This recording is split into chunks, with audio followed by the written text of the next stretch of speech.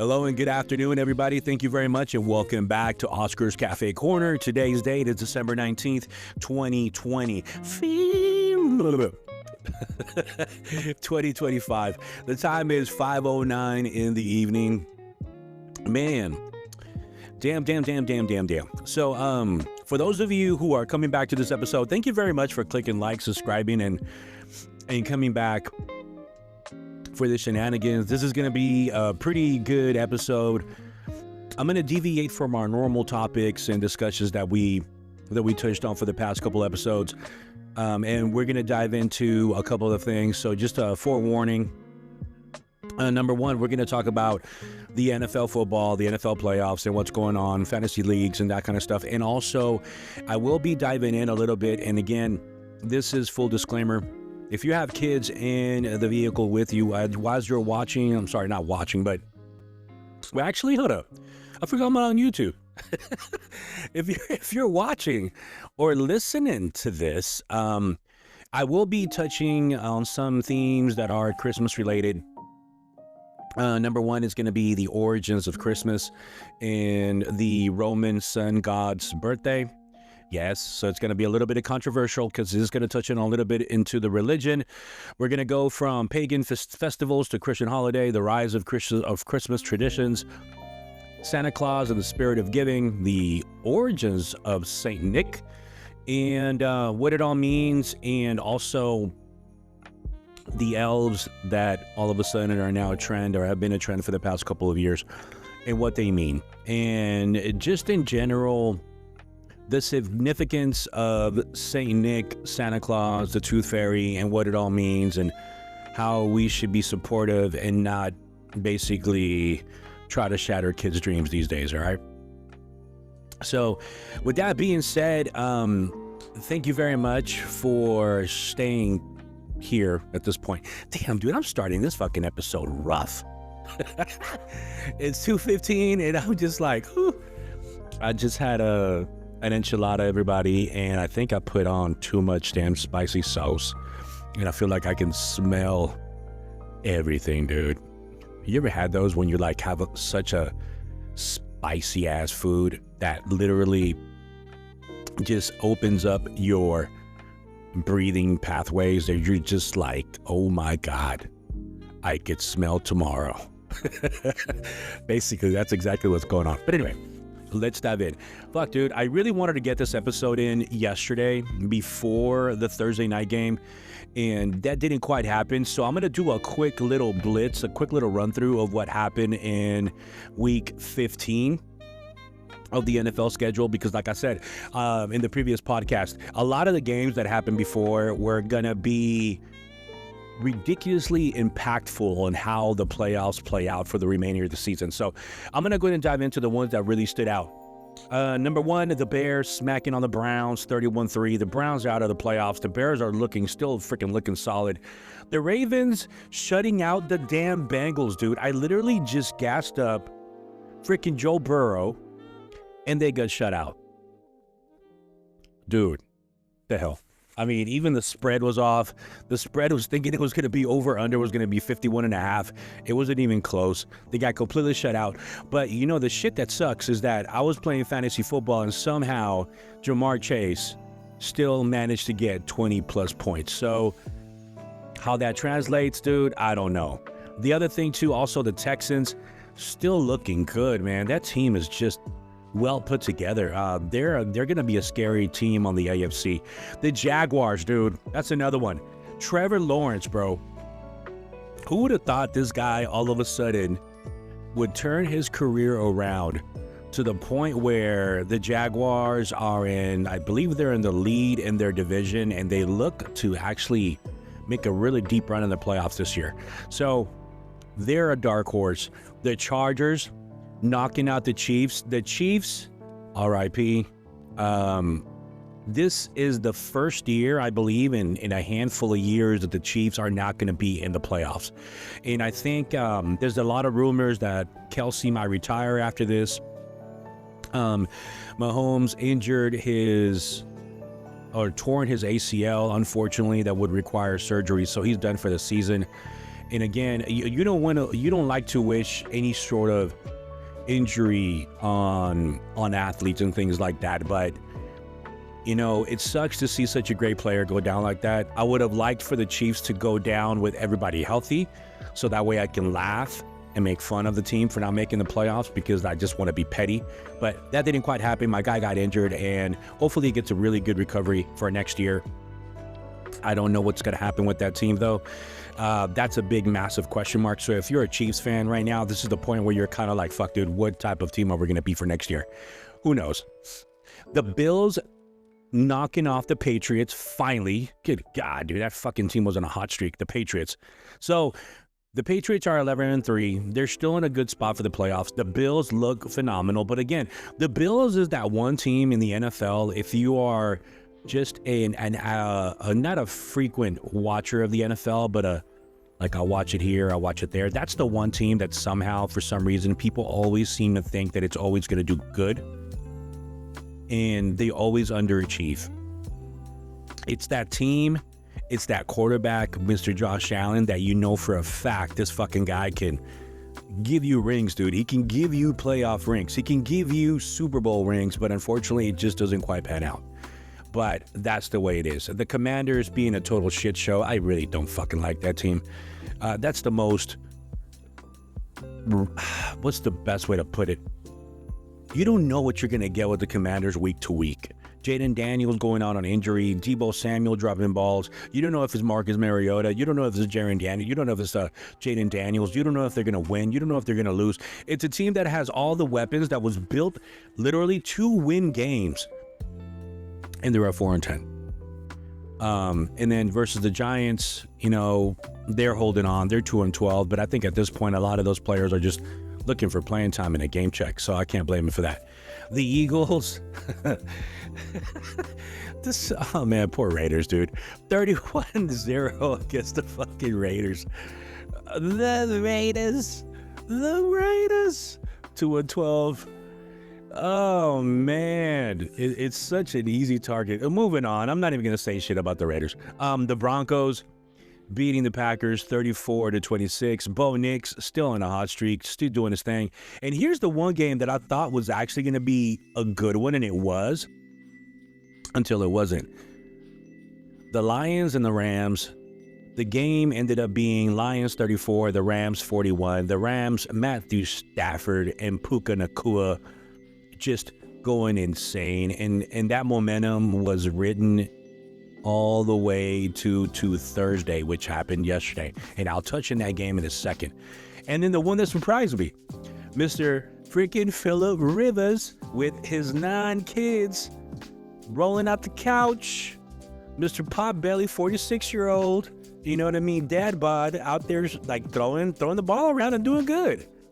He didn't do bad at all. Actually, he did a hell of a lot better than I thought. And actually, he did a hell of a lot better than some quarterbacks that are currently in the league right now. So they lost, unfortunately, to the Seahawks. But if you look at the line, the Colts did actually pretty damn well against the Seahawks, which is notoriously known in the league right now for being a really high-flying offense with Mr. Jackson Smith-Njigba, who's another great wide receiver, similar to Puka Nacua in the way they use him in the slot. And then the 49ers in a shootout with the Titans, which baffled me, came out of left field, but Brock Purdy played his ass off in that last game. And then the one that made me laugh, the Vikings beating the Cowboys 34-26. Damn, that one felt good to watch. I'm not a big Cowboy fan, so anything that's going to rub face into Mr. Jerry Jones, I'm all for it. So quick circling back to yesterday. So the Seahawks and the Rams played for the NFC number 1 seed. And man, it was a freaking hell of a game. If any of you had a chance to watch that game on Thursday night, it was a freaking shootout. The first half of the game, though, it was a snooze fest. You thought it was just going to be a blowout by the Rams because they were kind of really taking over towards the game. And then at the end, on the second half of the game, when it was a punt return for a touchdown, the momentum changed. The 12s of the Seahawks all of a sudden woke up and they started getting louder and louder and louder. And That's what we got. But the game was phenomenal. So now the Seahawks are in number one, or the number one seed for the NFC division, and they control their own destiny. And that means that the San Francisco 49ers control their own destiny. And this weekend, they play the Colts, which they should be able to beat. And then after that is the big challenge. You have Chicago Bears in the last and final game against the Seahawks. So I'm a little amazed as to how this season has gone, and the fact that, you know, they're gonna go ahead and play the Seahawks for the number one seed. I mean, I think we had this particular scenario, I believe, I think a few years ago, where the Niners were the ones that prevented, or they got a bid into the playoffs because they beat the Seahawks, and we're back at it. And again, this kind of reinvigorates the rivalry between both teams and between the divisions. But at the end of the day, if you are a sports fan, if you just like all that stuff in general, honestly, and I'm calling it right now, the Super Bowl will be played through the NFC West. Whether it's the Seahawks, the Rams, or the San Francisco 49ers, I'm guaranteeing it right now on December 19th, 2025, one of those three teams is going to be in the NFC Championship, the game before the Super Bowl. And I wouldn't be surprised if it's one of those three teams actually makes it all the way, because I don't see anybody else, not even the Eagles, to beat any of those three teams. I don't see the Eagles beating the Seahawks. I don't see the Eagles beating the Rams. I don't see the Eagles even beating the Niners.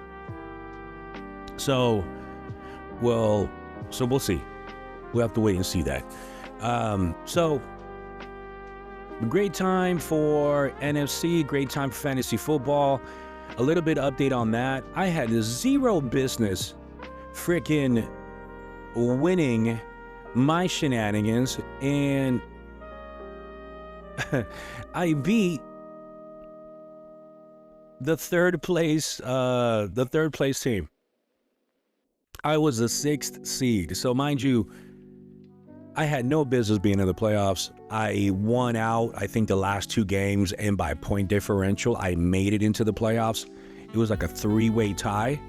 And then it's just, but I'm here. And now that I'll beat the third place, now I'm facing the 2nd seed. And Matthew Stafford is my QB, and he goes fucking lights out in the game yesterday. Completely puts my team in a phenomenal spot. He had Jackson Smith-Njigba, and he did his thing. So far I have 50 points. He's got 20. It's going to be a long weekend. It's going to be pretty interesting. And then tonight we're watching the Logan Paul fight. So we'll see how that goes. But I won't dive into boxing too much, because I really want to go into the theme of this particular episode. So here we are. I, in particular, like to go into something I like, and Christmas is a time for family, for love, for appreciation and gratitude. But I'm oftentimes perplexed, because I always like to dive into where it all stems from, right? And if you are a religious person, if you're Catholic, if you're a Christian, you know the significance of Christmas to you. Now, again, if you are Muslim, Buddhist, or any other particular religion, I think it's always good for us to get educated and actually know the terms and the backstory of where all this stuff stems from. So I'm going to tell you guys a couple things. So grab your coffee real quick. Let's sit back and just listen. When you're decorating the Christmas tree, remember that multiple cultures contributed to the festive holiday that we celebrate today. When you say Merry Christmas, you're tapping into a holiday with roots deeper than pine trees. The origins of Christmas in particular They stretch across centuries, cultures, calendars, blending Christian beliefs with ancient customs to form one of the most widely celebrated holidays in the world, if you didn't know that. However, something that a lot of people don't know is that we didn't always celebrate Christmas on December 25th, because if you read the Bible doesn't really give a date for the birth of Jesus Christ. But by the early 4th century, the Christian church decided to honor his birth on that particular day.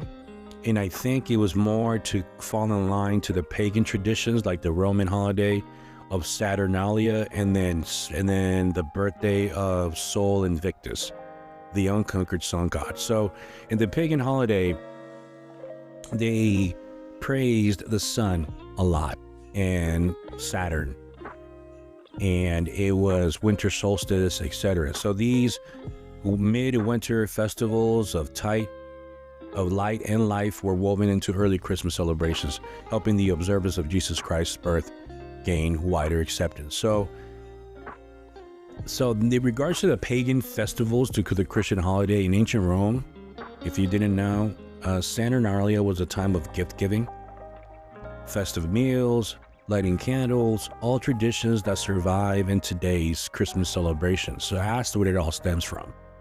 Okay, it doesn't come from anywhere else that you might think of. It comes from ancient Rome. And then when early Christians wanted to celebrate Jesus' birth on December 25th, it fit the bill. It was already a popular time of the year, tied to the winter solstice and the symbolic return of light and life, therefore, Jesus. And the change became very popular in the Middle Ages. Christmas had become a major Christian holiday. Church services, nativity plays, and feasts days helped anchor the celebration in Christian roots. But the pagan customs stuck around, believe it or not. Evergreen trees were never part of Christmas, but they were part of the pagan holiday. It stayed. For instance, the evergreen trees, they symbolized life during dark winter months, long before they were decorated with Christmas lights. They were actually decorated by candles. So the tradition actually of decorating Christmas or fir trees started in northern Europe. By the Victorian era, it had reached England's royal family, and Queen Victoria and Prince Albert popularized the Christmas tree at the Windsor Castle, and the trend spread fast. So a lot of the people were looking to the Queen and to the Prince and saw that they were decorating this particular tree, and the trend took off, and that's where the popularity came from. So families everywhere were adding lighted candles and handmade ornaments to their trees, but it was never the actual tradition. The British royal family also embraced Christmas cards, helping turn a personal greeting into a holiday staple. Meanwhile, Christmas carols, also mainly rooted in religious ceremonies, evolved into a seasonal favorite sung by the whole family. And that's where that stems from. And then Santa Claus came into fruition. The story of Santa Claus began with Saint Nick, and Saint Nick was actually a bishop, which is what is now known as Turkey. And he was very popular for bringing gifts to children and helping the poor. And after he passed, over time, his legend merged with the British Father of Christmas and incorporated elements of other traditions, such as the German Christkind, which is basically a Christ child.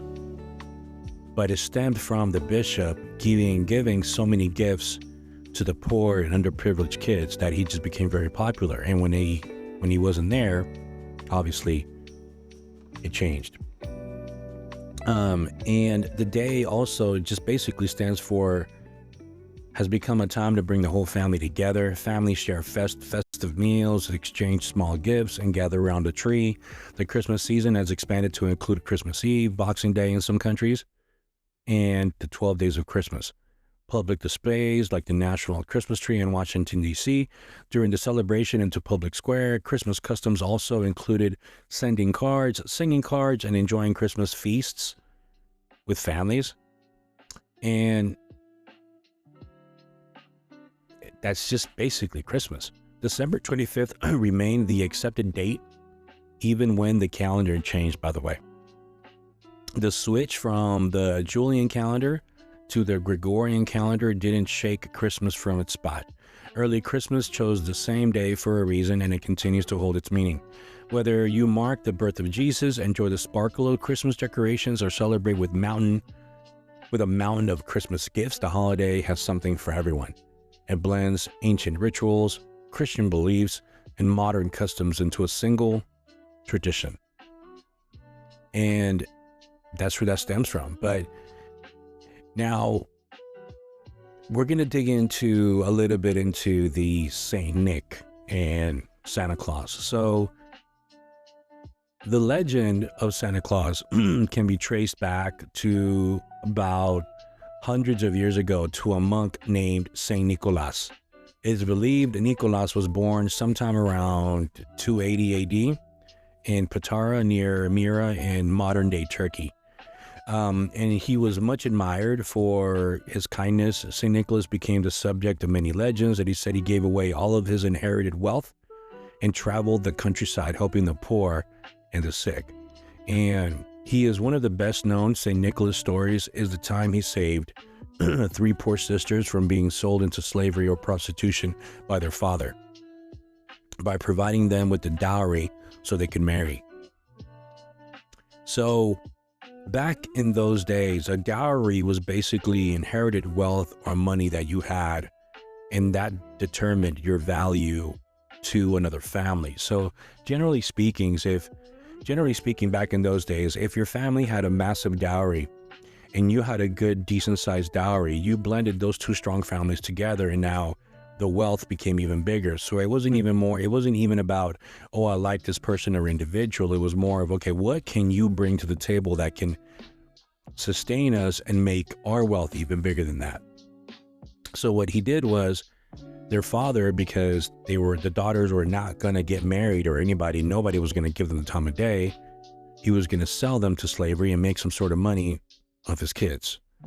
Mr. St. Nicholas, fortunately said, no, we're not going to have that. So he gave them some of his money so they can have a decent sized dowry and so they could marry and become attractive. And so they did.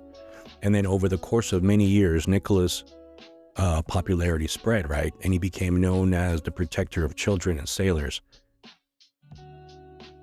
That's where it stems from. His feast day is celebrated on the anniversary of his death, which is actually December 6th. This was traditionally considered a lucky day to make large purchases or to get married, actually. And by the Renaissance, Mr. St. Nicholas was the most popular saint in Europe, even after the Protestant Reformation, when they were kind of cleaning out all the saints, they began to discourage it. St. Nicholas maintained a positive reputation, especially in Holland. And that's where it stems from. Now, how did it come so popular into the U.S.? So, St. Nick made his first inroads into American popular culture towards the end of the 18th century. In around December 1773 and again in 1774, a New York newspaper reported that groups of Dutch families had gathered to honor the anniversary of his death, December 6th. The name Santa Claus evolved from Nick's Dutch nickname, Sinterklaas, Santa Claus, a shortened form of St. Nicholas, Dutch for St. Nicholas. In 1804, New York Historical Society member John Pintar distributed woodcuts of St. Nicholas at the Society's annual meeting. The background of the engraving contains now familiar Santa images, including stockpilings filled with toys and fruit hung over a fireplace. So let me run that back. So back in the early, 17s or like late 1800s, there was a lot of Dutch immigrants that were celebrating St. Nick's death because that's what they did in their country. And a lot of people were like, hey, what are you celebrating? What it's about? And people loved the theme. They loved what it meant. They loved the significance. They loved the man who he was remembering and honoring, and they modified it. And in 1809, Washington Irving helped to popularize Santa Claus stories when he referred to St. Nicholas as the patron saint of New York in his book, The History of New York. As his prominence grew, Santa Claus was described as everything from a rascal with a blue three-corn hat, a red waistcoat, and a yellow stockings to a man wearing a broad-brimmed hat and a huge pair of Flemish trunk hose. He got so freaking popular that the Salvation Army has been sending Santa Claus-clad donations collections into the streets since the 1890s. And it's what we have now. And it's continued. I mean, we're talking about, it's one of the most iconic people to ever live. And that's where it stems from. And it kind of goes back into how stories become history, history become legends, and legends just get either overly embellished, or a little bit more exaggerated than what they were intended. However, the overall message was very pure in its intention, and the significance of this gentleman was obviously something of great importance to the Dutch people and the acts of this particular saint. So with time, obviously, you commercialize these things and you turn it into these stories. Like, for example, in 1822, an Episcopal minister named Clement Clark Moore wrote a Christmas poem, and his three daughters, entitled A Visit from St. Nicholas, more popularly known as 'Twas the Night Before Christmas. And from 1822, the legend grew even more and more and more and more and more. And it told the story of St. Nicholas bringing down and bringing in with miniature sleighs and bringing gifts for children. Since that time, the tradition has grown. And it's one of the reasons why, if you really think about it, not every single country celebrates Santa Claus. They don't. And I can tell you from my particular experience, we had El Niño Dios, which is basically baby Jesus or baby God in our religious belief. And basically it was that you got gifts from the three kings, and you had them basically the following day after Christmas. So it was never really a Santa Claus in my country, and it wasn't that popular, but it is in the Americas, right? And obviously in certain places in Europe that it was practiced. But what this all means and how all this means to all of us. So for me personally, Christmas is a time of giving, a time of family, a time of love, appreciation, dedication. It's not a time for you to show out and be like, hey, look at this. I bought this for my kid. Oh, well, you know what? I bought this for my kid. That's not what it is. And I think that a lot of people go away from that. And I think that social media, in my opinion, is one of the biggest culprits as to why it's become that way. And none of that should dictate how a person loves you, cares, or values you. And I think that is something that needs to be reminded to our children, that that's not what it's about. If somebody gives you something, you're not supposed to give something right back. It's supposed to come from your heart. It's supposed to come with a clear intent from you to that person. It could be a wax figurine. It could be a Play-Doh. It could be a little ornament, something that comes from that person's heart to you. That's it. There shouldn't be any monetary value, or you should not be able to put any sort of monetary value on the way somebody appreciates you. And that's the way it should be. And come Christmas, it shouldn't be about, oh, I'm gonna open gifts. It should be more about, before I open the gifts, let's look around and appreciate exactly who's around us. Because like I mentioned before in previous episodes, there is no guarantee that those individuals around you are going to be around you at that time. So remember that. Please remember that. But I did want to leave this episode with one particular story. And the story is called The Bell That Rang Before Midnight. It's about 10 minutes. So again, this episode is more driven on Christmas and holidays. I won't dive into too much into the narratives or the normal things that we're going to talk about on this episode. So let's dive into the story, okay? Sit back, relax, and enjoy. The Bell That Rang Before Midnight. On Christmas Eve, the town of Merolite looked like it had been sprinkled from a snow globe. Icicles hung like glass chandeliers from porch roofs. Street lamps wore little halos of frost. Pine garlands wrapped around railings in perfect green spirals, and every window glowed with a warm light, like the whole town had agreed to keep the dark away for one more night. But not every window. In the upstairs apartment above an old bakery, 17-year-old Elena Reyes sat on the floor with her back against a radiator, wearing 2 sweaters and one very stubborn frown. The radiator hadn't worked in 3 days. Neither had the hope in her chest. Her mom, Marisol, lay asleep on the couch under a thin blanket, a thermometer tucked under her arm. The flu had taken her down hard, and Elena had spent this week filing or filling soup bowls, counting pills, and pretending she wasn't terrified.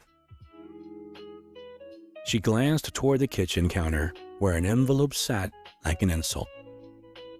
Final notice. Elena didn't open it again. She already knew what it was. The bill was overdue. The landlord wasn't a villain, but he wasn't a fairy either. And Elena was out of ways to fix things. She sold her old bike, she skipped lunch at school, she tried work extra shifts at the diner until the manager gently told her minors couldn't work past 10.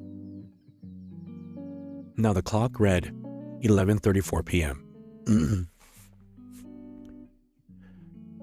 Deep sigh. 26 minutes until Christmas.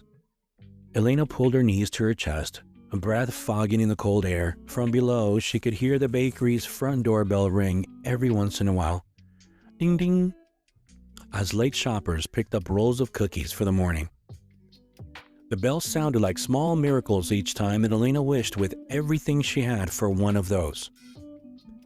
In the distance, the town church began its candlelight service. Elena could almost imagine the hymn spilling out of the streets like gold. She closed her eyes and was whispered into the quiet. Please, if there's anyone out there, I don't need a lot. Just help my mom. Help us make it to morning. She waited. Nothing happened. No wind, no shimmer, no voice. Just the slow ticking of the clock and the soft wheeze of her mother's breathing. Elena opened her eyes. That's what I thought, she muttered. And then, ding ding. The bakery bell rang downstairs. Elena blinked. It was late, too late for customers. Another moment passed, and the bell rang again. Then, softer, she heard footsteps on the stairs that led up to the apartment. Slow steps, light steps, like someone didn't want to disturb the dust. Elena stood, every nerve awake now. The stairs creaked once, then again, then stopped, and a knock came at the door. Not loud, not demanding, more like a question. Elena didn't open it right away. She grabbed the closest thing that resembled a weapon, a wooden spoon from the kitchen, and tiptoed to the door. Who is it? She called, trying to sound braver than she felt. A voice answered, warm and calm. Someone who was asked. Elena froze. Asked by who? There was a pause, just long enough to make the air feel expectant. By you, the voice said gently. Her heart thumped. She could have called the police, she could have run, she should have done anything except what she did next. But something deeper than logic made her unlock the door. It opened without sticking, even though it was always stuck in the winter. And there in the hallway stood a boy about her age, maybe a year older. He wore a dark coat dusted with snow and knitted scarf the color of winter sunsets, orange fading into gold. His cheeks were pink from the cold, his hair was messy like he'd been running. But the strange part was his eyes. They weren't just brown, they were brown like hot cocoa, like candlelight. Like a hearth you could come home to. He smiled softly, and he'd been worried Elena wouldn't answer. He said, "Hi," said, "I'm Noah." Elena tightened her grip on the spoon. "What do you want?" Noah's gaze flicked past her shoulder towards the living room where her mother slept. His expression turned serious, but not scared, more like tender. "You're doing a good job," he said. Elena's throat tightened. "You don't know me." "I know I tried. I know tired when I see it," Noah replied. She swallowed. "How did you get into the building? The downstairs doors locks at 10. Noah glanced at the stairwell and then back at her. "It didn't lock tonight," he simply said, like the world sometimes made exceptions on purpose. Elena's grip loosened just a little, but not knowing why. Noah held up a small paper bag. "I brought cinnamon rolls," he said. They were going to throw them out. Elena stared at the bag. Cinnamon rolls didn't fix broken radiators, they didn't pay bills, they didn't cure the flu, but they were warm. And something about the way he offered them felt like a peace offering from the universe. She stepped aside. "Fine, but if you're weird, I'm calling someone." Noah smiled like he found that adorable fare. He entered in the apartment and seemed to shift almost imperceptibly. The air didn't warm exactly. Elena would have noticed that, but it felt less sharp, like the cold had been politely asked to stop biting. Noah set the bag on the counter and looked around. His eyes landed on a final notice envelope. Elena's face burned. She reached to hide it, but Noah gently placed his hands over hers, not grabbing it, not forcing it, just grounding. "No shame," he said quietly. Elena snatched her hand back. "It's not shame, it's anger." Noah nodded. "Anger is what hope wears when it's tired." Elena stared at him. Who talks like that? Noah's eyes twinkled. People who listen a lot. Then he looked toward the couch again. "May I?" Elena hesitated, then nodded. "She's sick, don't wake her." Noah approached Marisol, the mom, like he was approaching something scared. He knelt beside her and placed 2 fingers lightly against her wrist as though taking a pulse. Elena watched, suspicious and desperate all at once. Noah closed his eyes. The room went very still. Not silent, but still. Even the clock seemed to hesitate, tick-tick like it was unsure it should interrupt. Then Elena noticed something strange. The lights on the Christmas string by the window, half of them had been burned out a week ago, began to glow. One by one, soft, gentle, as each bulb it lit. The air shimmered faintly, as if tiny invisible snowflakes were drifting through the room, not cold ones, but warm ones. Noah opened his eyes. Marisol's breathing eased. The tightness in her brow softened like a storm letting go of the sky. Elena's hand flew to her mouth. "What did you do?" Noah stood slowly. "Nothing. That wasn't already possible." Elena's voice shook. "That's not an answer." Noah walked to the window and looked out the town below. The church was visible from here, its windows glowing amber with candlelight. There are rules, Noah said softly, almost to himself. We don't remove every burden. We don't rewrite every story, but sometimes we're allowed to tilt the page so you can read what you can't see. Elena's heart mumbled, "We?" Noah turned towards her. His scarf caught the light, and for 1 second, Elena thought she saw something move behind him, like wings made of moonlight folding into a shadow. She blinked hard. Nothing was there, but Noah's eyes held a gentle warning. "You saw it, and it's okay." Elena whispered, "Are you an angel?" Noah smiled, and it looked like the kind of smile that had comforted people for centuries. "I'm a guardian, yes." Elena's knees felt weak. She sat down hard in the kitchen air. "That's not real," she breathed. Noah shrugged lightly. "Lots of real things feel impossible until it happened to you." Elena's voice cracked, "But why me?" Noah's expression softened again. "Because you asked, and you've been one too." Elena frowned. "I haven't." Noah lifted a finger. "You've cared for your mom without complaining. You've watched your savings disappear and still made soup. You've put your fear in your pocket so your mother could rest. That is the work of a guardian, Elena." Her eyes stung, "But it's not enough." Noah stepped closer. "It's more than you think." Elena looked away. Even if she felt better, the bill still is due. We're still stuck. Noah nodded like he'd expected that. "Then we solved the next thing." "We?" Elena repeated. Noah reached into his pocket and pulled out a small object, a bell. Not like a bakery bell, this one was different, older, tarnished, silver engraved with tiny swirling shapes that looked like wind trapped in metal. He placed it in Elena's palm. It was warm. Not warmed by his hand, but warm like sunlight on your skin. Elena flinched. "What is this?" Noah's voice lowered. "A listening bell." Elena stared at it. "A what?" Noah pointed to the church down the street. "Every Christmas Eve, when the candles are lit, the town's guardians listen.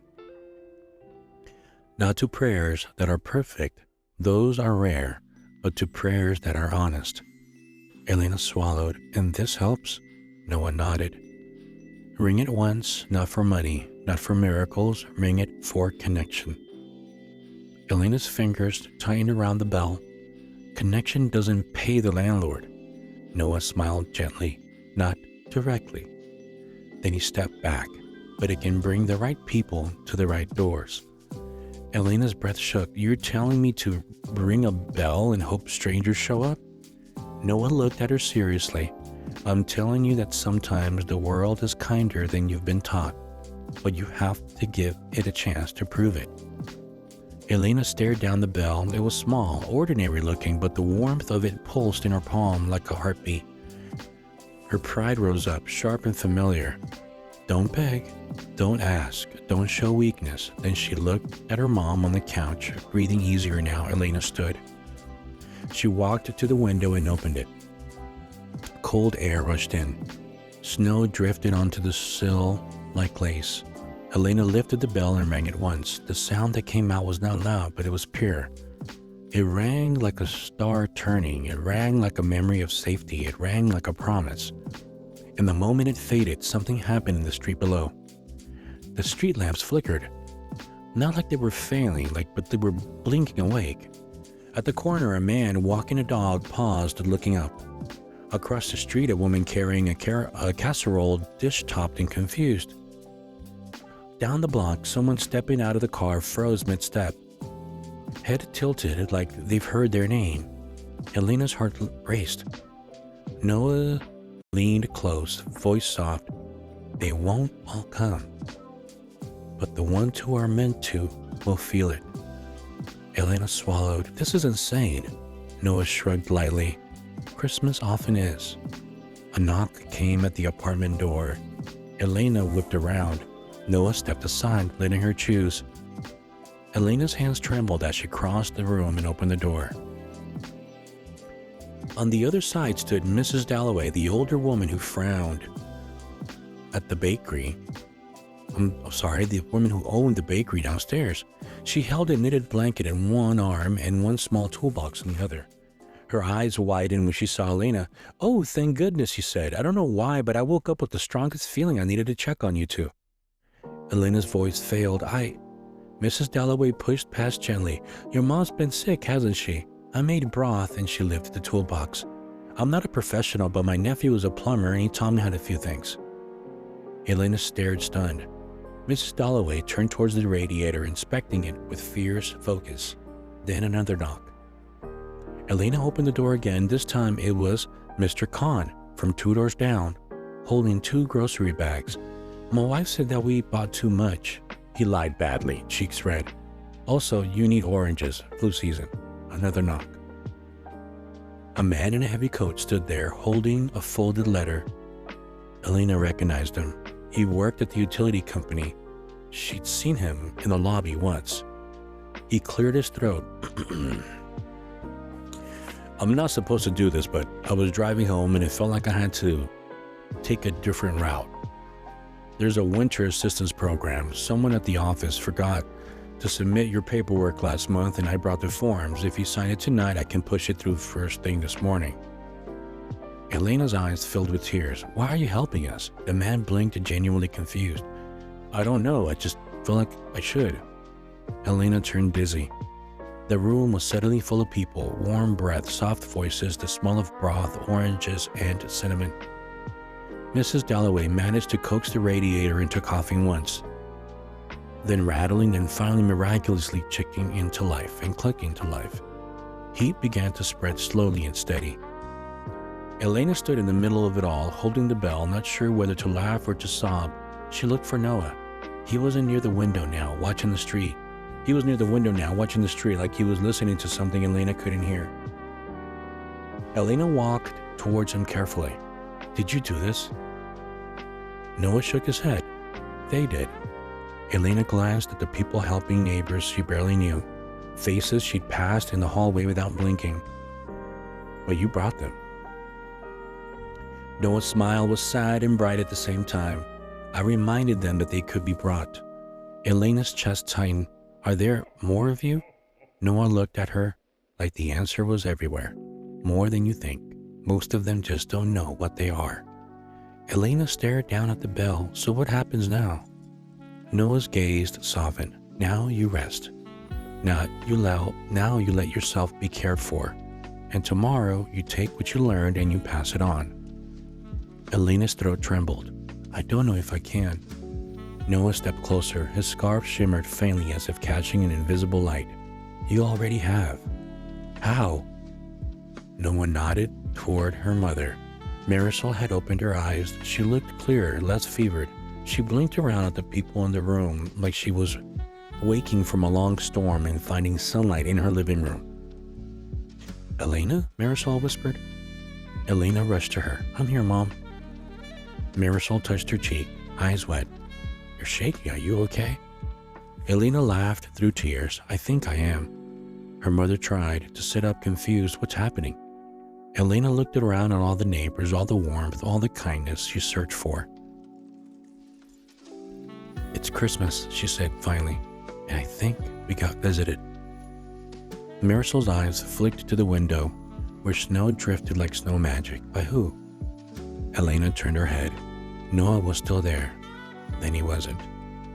Not like he vanished in a flash, not like a magic trick, more like he stepped into the air that had always been waiting for him, and the space he left behind him felt protected. Elena rushed to the window and looked down, and Noah stood on the sidewalk below, now hands in his pockets, looking up at her. Streetlights shone around him with a soft circle, and the snowflakes refused to touch his shoulders. He lifted his hand in a small wave. Elena pressed her palm to the glass. Then Noah turned, walking into the falling snow and slowly blending into it, like a figure becoming part of the painting. Elena's breath caught. She looked at the back of her hand, and the bell was still there, warm and real. Mrs. Dalloway called from the kitchen, "Elena, honey, come and drink something warm." Mr. Quam's wife had already finished putting clean blankets on the couch, clucking like a bird determined to build the safest nest in the world. The utility worker laid the assistance forms on the table and pointed to the signature line. And Elena, who had felt invisible and alone at 11:34, stood in the middle of her apartment at 12:03 on Christmas Day, surrounded by living proof that the world could answer when you rang the right kind of bell. She walked back to the window one more time. Snow continued to fall like the sky was blessing the town. Elena whispered thank you, and somewhere beyond what she could see, she thought she heard a soft reply like wings brushing in air. Keep ringing. The world is listening. The end. That's a pretty cool story. If you guys really look back at the story and try to listen, there's a really interesting message there, and that is that nobody is going to solve the problem for you. You have to find a way and be optimistic and have faith and belief that it will be so. And you would be surprised how many people out there are more inclined to help you than those that don't. And I know that I often say during the holidays, you are the product of your own decisions, and that is true. But even in those darkest times, if you really look around and you appreciate your support system and those people that are around you that are willing to help you, it is your job and responsibility to reach out as well. It's not good and it's not healthy for you to stay within your own closed box and shut everybody out because you feel that nobody understands you. Because trust me, there is other people like you listening to this particular podcast that feel me on this. We all go through pain, we all cry, we all get depressed. Some just handle it better than others, but it doesn't mean that we don't all feel it. You just have to have that drive and belief in yourself that you will get past this. Now, I completely understand that right now the holidays are generally a really challenging time for a lot of folks because you're not where you want to be, you're not either with the family that you want to see. A lot of the folks that maybe you had with you last year are no longer with you this year. The holidays are more sad than they are happy, but that depends from the optics that you look at it. If you look at it from the point that I'm sad because this person is not here with me, if you had somebody that was elderly and in pain and in constant medication, it was really just a shell of themselves and being depressed and being really sad and they're no longer here, instead of saying, I'm sad that they're not here, you should be like, I am blessed that they were able to get the peace that they deserve. If you are not with that person who you were once in a relationship with, and now you find yourself in a whole different scenario or situation or household because you two are not seeing eye to eye, that is a much better situation than being with somebody who you are miserable with and is causing you a lot of pain. And sometimes a lot of the pains that we feel are self-inflicted because we refuse to look within and acknowledge that we are the ones with the problem. We're not going to be able to fix anybody or have anyone fix us. We have to fix ourselves, but you have to find it within yourself to find the drive to do it. But you can't. And I believe in you. And like this story says, just because you get a pass to notice, just because you're getting an 800 number calling you because you're behind on a bill, it's not the end of the world. Stay blessed and be blessed for what you do have. And enjoy that. Appreciate that. If you're only able to give one particular gift rather than 5, and that's all you can give, then that's all realistically you should appreciate and love. And most importantly, if you have nieces or nephews that believe in Saint Nick, in Santa Claus, if you have folks that don't necessarily believe in Christmas, I challenge you to explain to them that if you remove the religious aspect of it and the significance of it, I want you to focus and have them focus into the actual meaning. The actual meaning is family, unity, bond, companionship, and love. You can name it a different holiday if you want to. You don't have to call it Christmas. It doesn't have to be Christmas. But that is the name that we celebrate. Don't call it any other way, because it is what it is. But at the same time, if you are from another religion, whether you're Buddhist or whether you're Muslim, whatever it is, or Jehovah's Witness, don't undervalue or don't belittle the holiday because you don't celebrate it, because of your beliefs.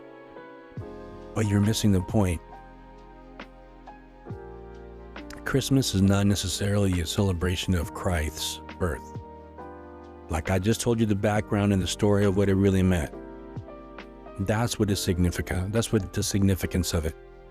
Family appreciation and love and togetherness. That's what we should celebrate. And if you have nieces and nephews that believe in Santa Claus, do not be that individual that destroys that particular narrative on young children. Because I know right now, if you have teens and they have younger siblings and you want to tell the younger siblings, oh, Santa doesn't exist. Don't say things like that. That is my advice to you. The purity and the innocence of a small child's belief in something. It's so amazing. And if you were for one moment, press pause at the moment when a young child opens a gift,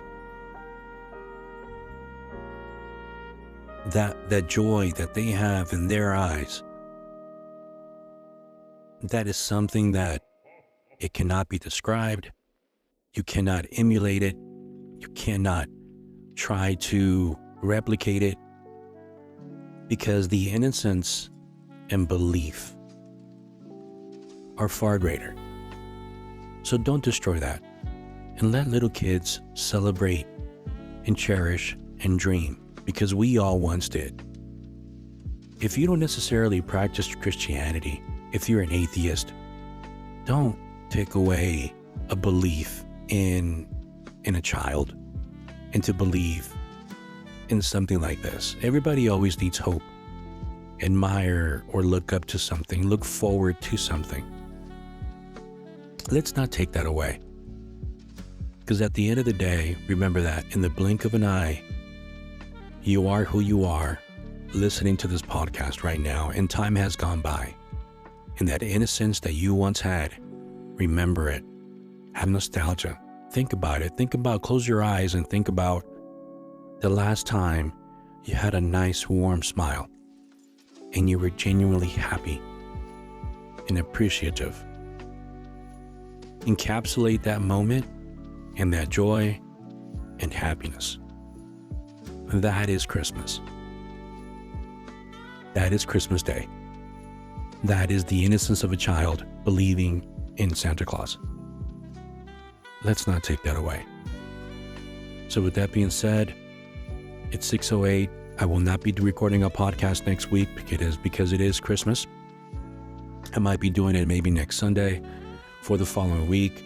But the weather out here in Northern California, it's going to be pretty shitty, pretty crazy. I will go back to our normal content next week. So stay tuned for that. I'm going to be posting and I'm going to be promoting this episode for the holidays for this upcoming week.